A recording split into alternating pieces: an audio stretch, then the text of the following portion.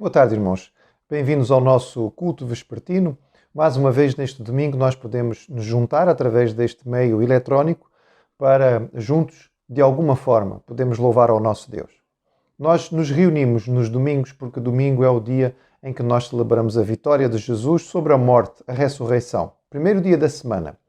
E como todos os domingos, neste também, nós nos lembramos das muitas razões que nós temos para poder adorar o nosso Deus. Há um poeta e músico evangélico que compôs uma canção na qual ele diz que há pelo menos 10 mil razões para adorar o nosso Deus. E de facto assim é. Vamos então louvá-lo? 10 mil razões e mais ainda para louvar o Senhor agora e para sempre.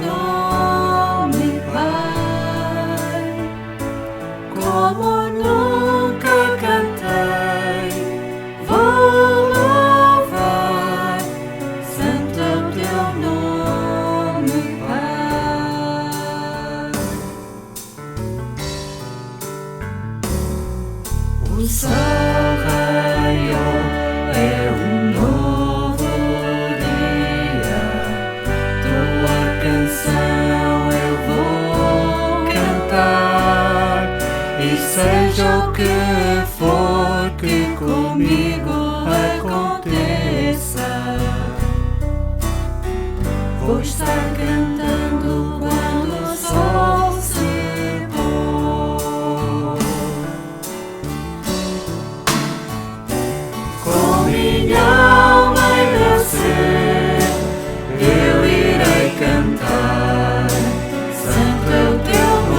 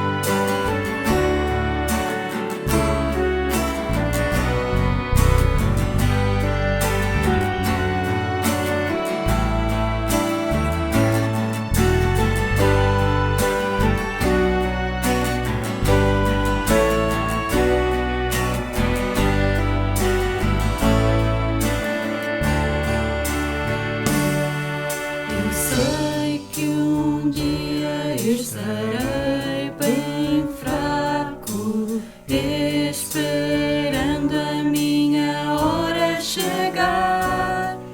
Ainda assim eu cantarei por 10 mil anos e por muito mais.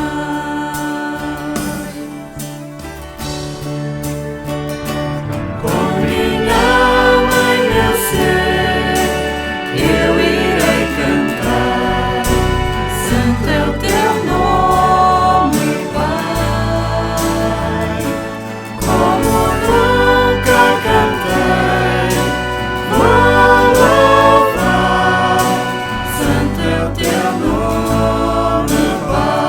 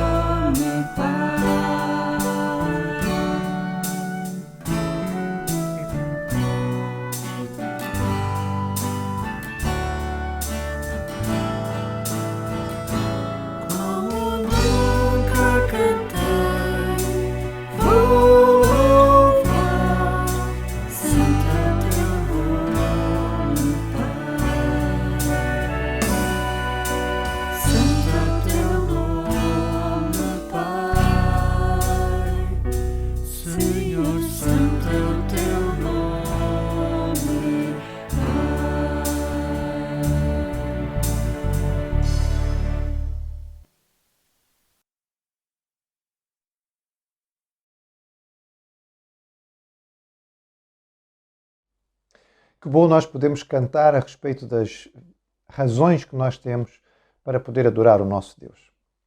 Este tempo que temos vivido de pandemia e de quarentena é um tempo realmente estranho. Nós podemos dizer que a morte está na ordem do dia.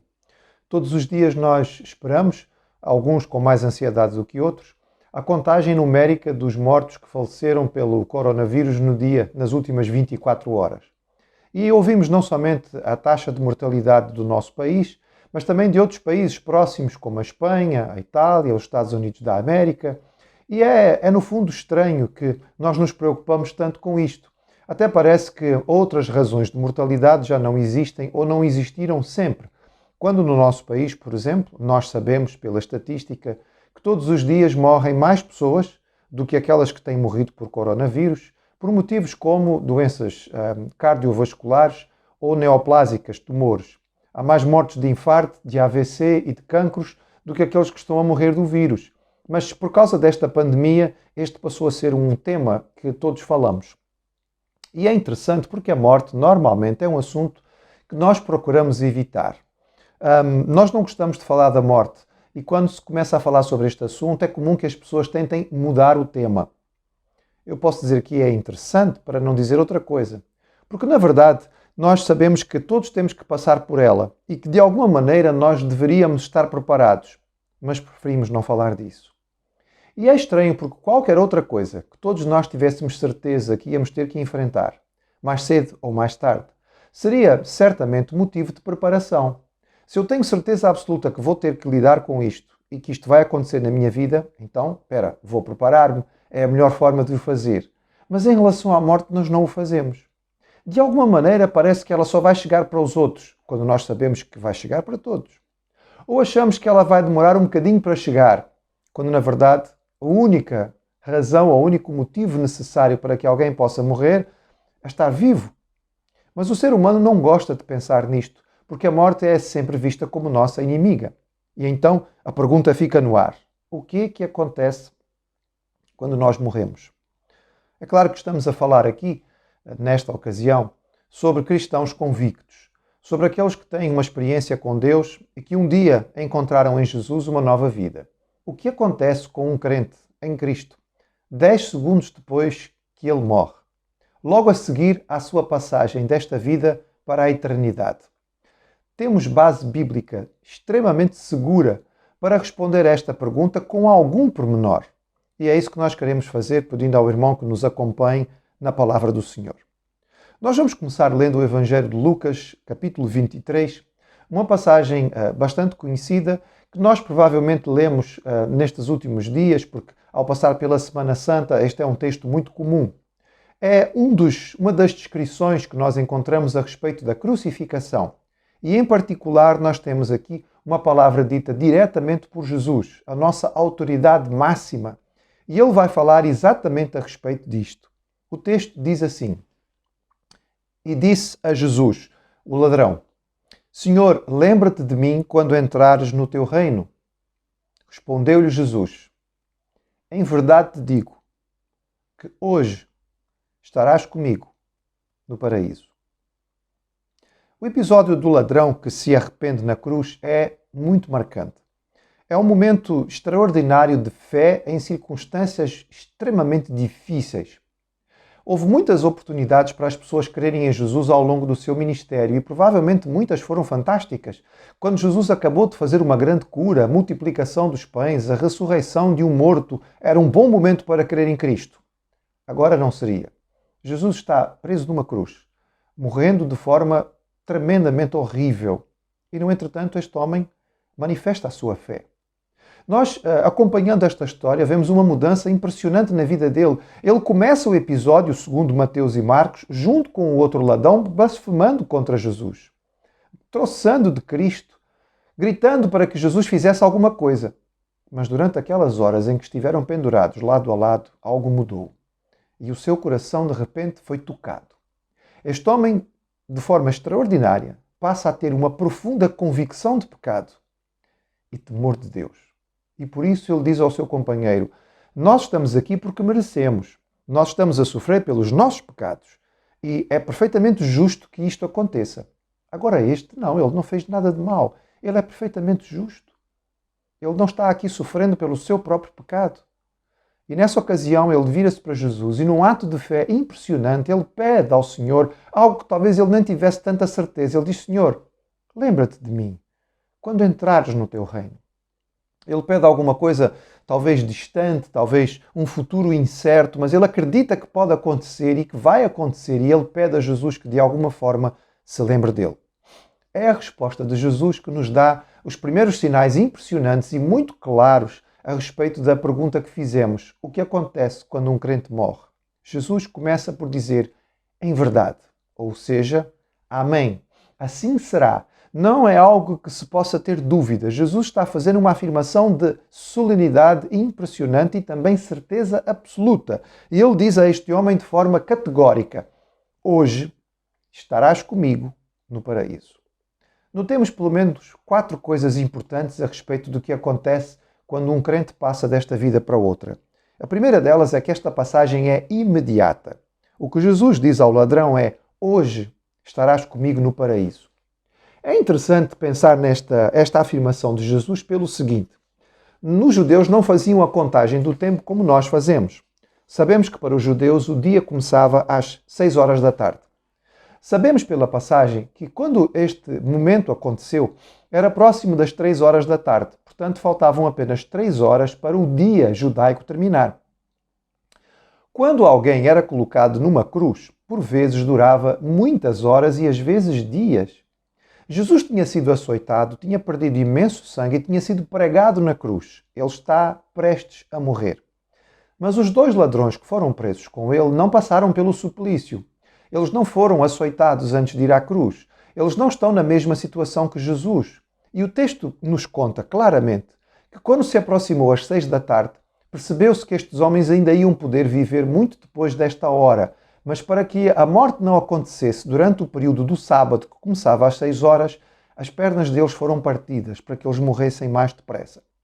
De certo modo, quando Jesus diz a este homem: hoje estarás comigo no paraíso, ele está a fazer uma profecia sobre aquilo que vai acontecer e que os soldados romanos ainda não tinham decidido, que era partir as pernas do homem para que ele morresse mais depressa.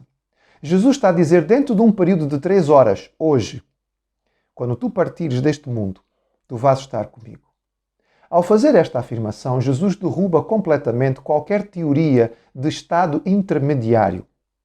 A Igreja Romana desenvolveu toda uma doutrina à volta disto que se chama purgatório, onde as pessoas vão para sofrer de alguma maneira os seus pecados. Uns, mais tempo do que outros, vão purgar as suas faltas até estarem suficientemente limpos e santos para chegarem à presença de Deus. Esta doutrina não corresponde à verdade bíblica do Evangelho.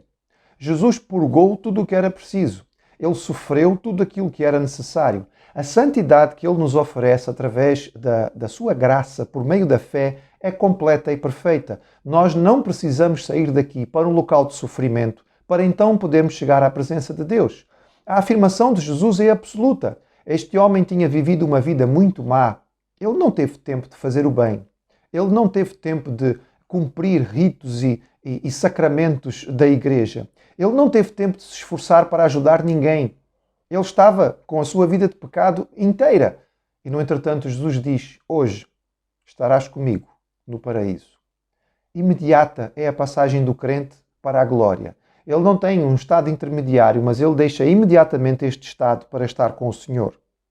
A segunda coisa que percebemos claramente deste episódio é que esta passagem é consciente. Há uma teoria, uma doutrina, desenvolvida pela Igreja Adventista, que fala sobre a morte dos salvos como um sono eterno. O descanso do crente, ele vai ficar a dormir até o dia em que Jesus voltar. No entretanto, o texto bíblico nos deixa de forma muito clara que há uma consciência absoluta daquele que parte daqui. Jesus diz àquele ladrão: hoje estarás comigo. Como é que ele podia estar com Jesus se ele estivesse a dormir? Quando alguém está a dormir ao nosso lado, nós não dizemos que esta pessoa está connosco, porque ela está a dormir. Ela volta a estar connosco quando acorda, porque enquanto dorme, ela de facto está numa outra realidade que não a nossa. Não está consciente. Mas este homem ia ter consciência plena de estar com Cristo. Então esta passagem era imediata e esta passagem era consciente. Mas também seria com Cristo. É o que diz o Senhor Jesus. hoje estarás comigo. Ou seja, ele não ia passar para qualquer lugar, ele ia passar para um lugar onde Jesus estava e ele ia estar junto com o Senhor. O texto original grego é extraordinário naquilo que ele nos mostra, porque apenas não nos diz que eles iam estar próximos, mas iam estar juntos. O que Jesus diz a este homem é: hoje tu vais partilhar o paraíso comigo. E a quarta coisa é exatamente isto: paraíso. A palavra usada pelo Senhor Jesus, que era muito usada na tradição judaica desta altura, é uma palavra persa, paradaisos, que significa um jardim. Um jardim muito bem planeado, um jardim muito bem tratado, muito bonito. Os jardins orientais eram extremamente bem elaborados. Os jardins reais, era esta a ideia que nós temos aqui. Jesus está a dizer àquele homem hoje, de forma imediata e de forma consciente: tu vais partilhar comigo este local maravilhoso, este jardim extraordinário preparado por Deus. Certamente que temos aqui uma alusão ao jardim inicial, ao paraíso do Éden, também ao jardim celestial. É claro que paraíso aqui não tem a ver com a realidade física, mas espiritual. O paraíso é estar com Deus, é estar com Cristo. O paraíso inicial era paraíso porque Deus estava em plena comunhão com Adão e Eva e por isso eles podiam estar perfeitamente à vontade com o Senhor. Este paraíso foi perdido pelo pecado, é recuperado por Jesus para nós. Numa outra ocasião, o Senhor também fez uma afirmação maravilhosa sobre a outra realidade, o outro mundo, no que diz respeito ao crente e a sua segurança. Jesus contou um episódio, nós cremos que é um episódio, não uma parábola, a respeito de dois homens. Um que era extremamente rico, mas ímpio, e outro, chamado Lázaro, muito pobre, mas crente em Deus. E a Bíblia diz que o mendigo Lázaro morreu e contou Jesus que ele foi levado pelos anjos para o seio de Abraão, e morreu também o rico e foi sepultado. E no inferno ergueu os olhos, estando em tormentos, e viu ao longe Abraão e Lázaro no seu seio. Este texto nos ajuda a acrescentar alguma coisa sobre esta realidade maravilhosa do que acontece quando o crente deixa este mundo. E o que acrescenta aqui em relação àquilo que Jesus já tinha dito é: os anjos vêm buscar os salvos.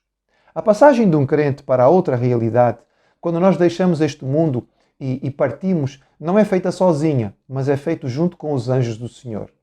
O Senhor conta este episódio e ele diz que os anjos vieram buscar aquele que era salvo.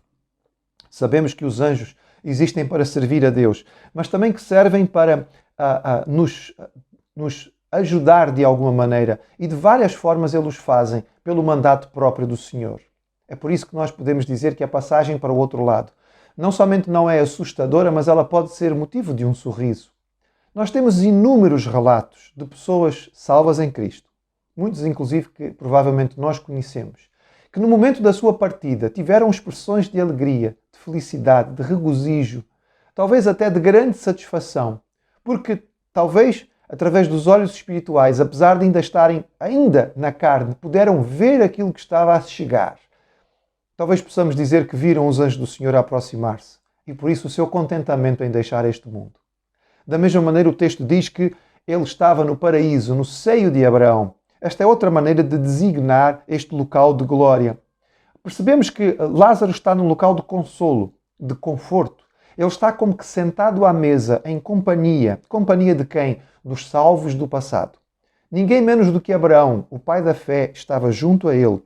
E eles neste momento já têm uma proximidade. Tanto que quando Abraão fala ao rico sobre aquele homem, ele diz Lázaro, porque ele sabe perfeitamente quem é e eles estão em companhia um do outro.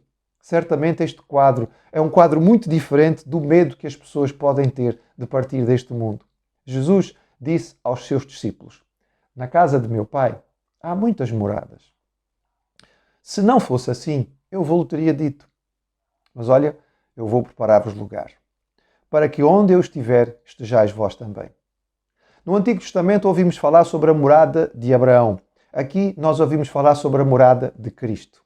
O crente sabe que quando ele deixa este mundo, ele vai estar de forma consciente com Cristo na sua morada, a morada que o Senhor preparou para nós.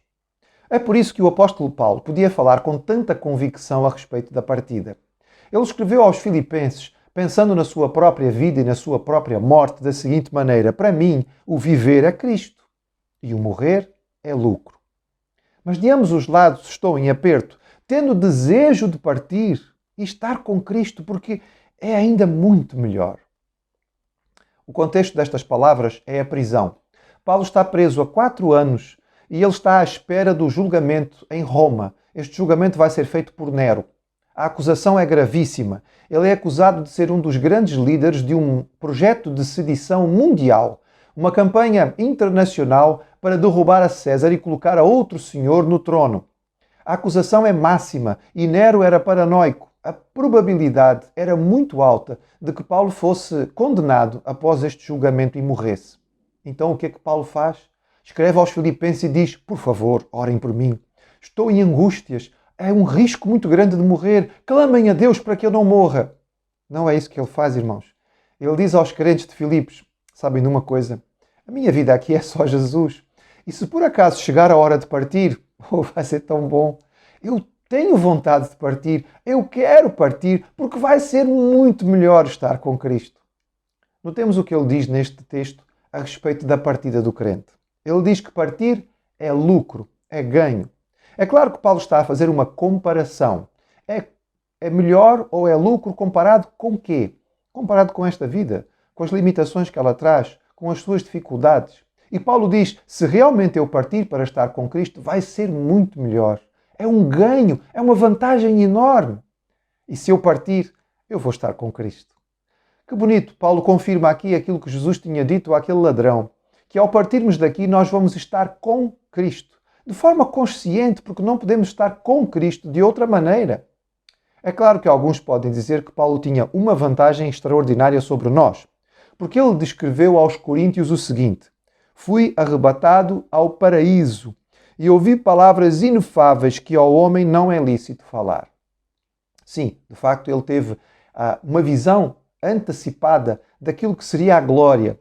Ele não teve permissão de Deus de fazer grandes descrições do que ali viu, mas ele tinha a certeza daquilo que o esperava e por isso ele falava com tanta convicção que ia ser muito melhor. Paulo sabia que a passagem para o crente representa um abrir de olhos, um novo conhecimento.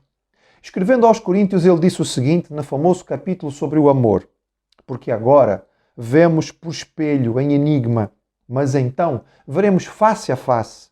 Agora conheço em parte, mas então conhecerei como também sou conhecido. Significa que quando nós partimos deste mundo, quando o crente deixa esta realidade e entra na outra, ele passa a ter uma percepção que ele antes não tinha. As coisas que ele não conseguia entender, aquilo que lhe trazia confusão e dúvida, acaba absolutamente e imediatamente. Porque o crente passa a ter uma percepção de uma outra realidade, de um outro mundo, do mundo espiritual em que as coisas fazem muito mais sentido. E o simples perceber as coisas e estar com Cristo já representa glória, paraíso, céu. João, no último livro da Bíblia, ao descrever esta realidade, ele disse o seguinte: e eis aqui o tabernáculo de Deus, com os homens, pois com eles habitará. E eles serão o seu povo, e o mesmo Deus estará com eles, e será o seu Deus. E Deus limpará de seus olhos toda a lágrima, e não haverá mais morte, nem pranto, nem clamor, nem dor, porque já as primeiras coisas são passadas. O texto, neste ponto, parece descrever com mais cuidado aquilo que não vamos ter no céu. Não vai haver sofrimento de forma alguma. Não vai haver pecado porque estamos com Deus. Não vai haver mais dúvida nem dificuldade. Não vai haver mais medo da morte. Não vai haver mais lágrimas nem arrependimentos. Esta passagem do crente é para um lugar de profundo e extraordinário gozo, contentamento, satisfação e plenitude. É claro que estamos aqui a descrever a passagem daqueles que são salvos. Aqueles que não conhecem o Senhor ao deixarem este mundo também estarão conscientes, mas não terão a presença dos anjos. Também estarão conscientes e imediatamente estarão numa outra realidade, mas esta realidade é uma realidade separada de Deus. É uma realidade de solidão. É uma realidade de angústia e sofrimento. É uma realidade de compreensão, mas a compreensão daquilo que perderam, daquilo que desperdiçaram, das oportunidades que tiveram de buscar a Deus, de se arrependerem dos seus pecados e não o fizeram. Haverá consciência de que fizeram troça e duvidaram, de que deixaram de acreditar naquilo que era a verdade e, por isso, vão estar eternamente separados de Deus. É uma passagem, mas é uma passagem muito dolorosa. Nosso apelo nesta hora, para si que está a acompanhar-nos, se de alguma maneira você não tem ainda convicção da sua salvação, Esta é uma boa oportunidade para o ter. A Bíblia diz que o Senhor nos oferece a salvação, o perdão dos nossos pecados e a garantia do céu a todo aquele que, reconhecendo os seus pecados, clamando a Deus pelo seu perdão, crer em Jesus como seu Salvador e aceitar o sacrifício de Jesus na cruz para a sua salvação. Este é um momento aceitável. Não espere para amanhã. Peça perdão ao Senhor dos seus pecados. Arrependa-se de ter deixado Deus de fora da sua vida. Clame por Ele e comece a viver uma vida nova agora. E tenha então a certeza absoluta da sua salvação. Para aquele que é salvo, nós podemos clamar junto com o apóstolo Paulo: tragada foi a morte na vitória. Onde está, ó morte, o teu aguilhão? Onde está o inferno, a tua vitória? Ora, o aguilhão da morte é o pecado, e a força do pecado é a lei, mas graças a Deus que nos dá a vitória por nosso Senhor Jesus Cristo.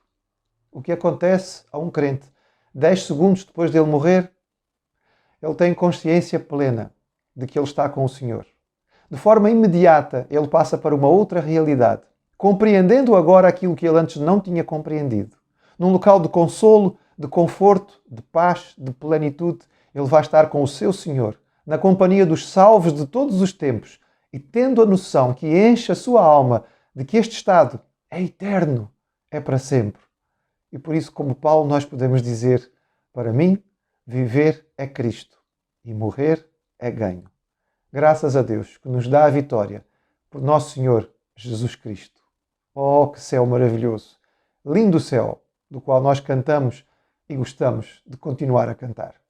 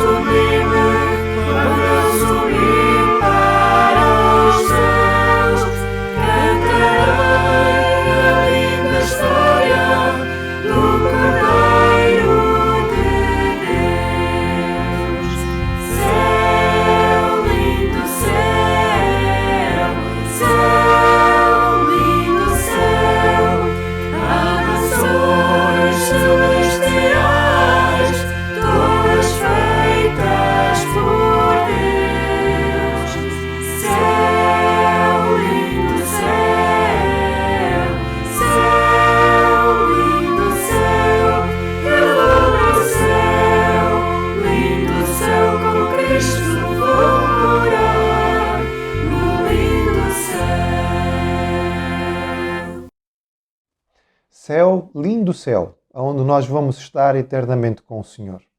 Esta é a confiança e o consolo do crente.